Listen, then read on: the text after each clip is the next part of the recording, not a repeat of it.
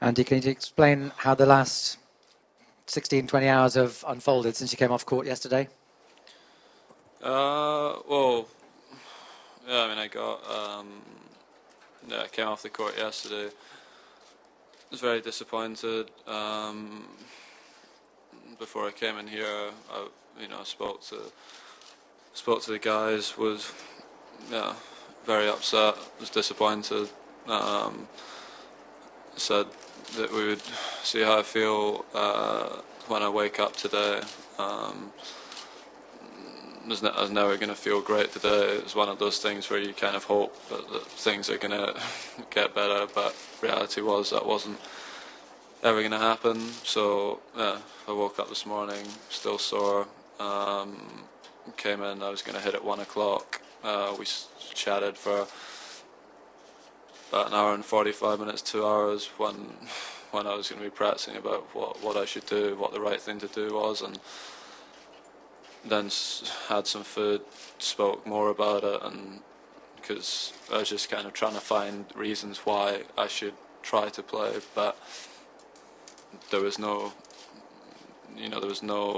real positive sort of coming out and playing, because yesterday I was really unhappy on the court.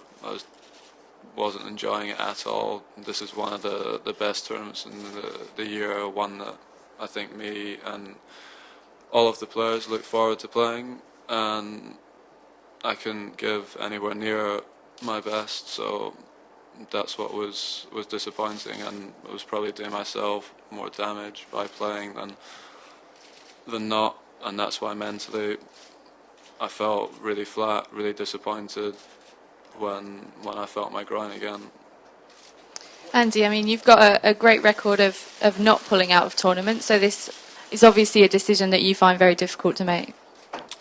Yeah, I mean, the thing is, like, for me, like the French Open this year, for example, is kind of a similar situation in some respects, but it was also something that I kind of damaged my my ankle mid-tournament, and was able to sort of play a match and win a match and get through it when I did it. And this time I did it 1 week before the tournament. I was told a week to 10 days off of total rest, and I just didn't have enough time to recover. So yeah, I mean, I never want to pull out of tournaments, especially one of this size. But it's a decision I kind of had to make, because I was probably going to do myself more damage, and it might seem to you guys like it's a long time away, but the Australian Open is really 6-7 weeks away, and I could mess up my preparation for that for the beginning of the year, and that off season is so important for me and has been for the last few years of getting myself in shape. It's one of the few times when you can have an actual training block, and I don't want to do that. Well, Andy, I was just going to ask something related to that front row here.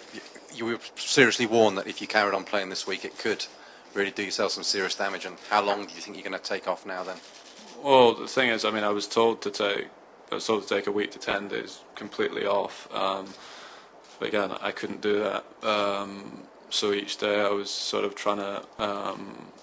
I was hitting up and down the middle of the court, not moving, and obviously you can get away with doing that. I tried to play points I played with the Bryan brothers on Saturday, and I felt okay, but I went to do some sort of movement work afterwards to test it out. I had to stop when I was doing that, and then on Sunday I played some points with Tipsarevic, played some points with him, didn't feel good, stopped the practice early, and then was kind of, I was just disappointed, because like I knew in my head I wasn't ready to play and wasn't right to play, but you always want to try, so that's why. Can you be specific about when you actually suffered the injury and how it occurred, if you like? Yeah, it was just Monday evening, just training, and I've never really had any since I've been on the tour, real sort of strains. It's always been like more sort of joint things like hips or my knee or my ankle. You never really had real problems with my muscles and tendons and so forth, and that was kind of it's a really sharp pain. I don't know if you've done. No, I was on the court. Yeah.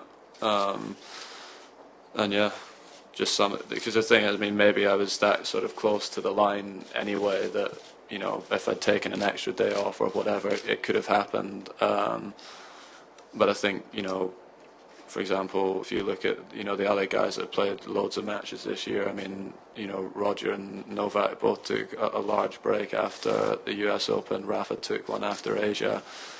And maybe me trying to get ready for Basel was too soon, and that's something I probably need to learn from, because I had played a lot of matches.